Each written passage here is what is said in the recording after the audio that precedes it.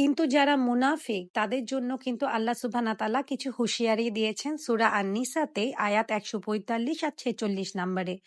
ওখানে আল্লাহ সুবহানাহু ওয়া তাআলা বলেছেন, নিশ্চয়ই মুনাফিকরা জাহান্নামের নিম্নতম স্তরে অবস্থান করবে এবং তুমি কখনোই তাদের জন্য সাহায্যকারী পাবে না।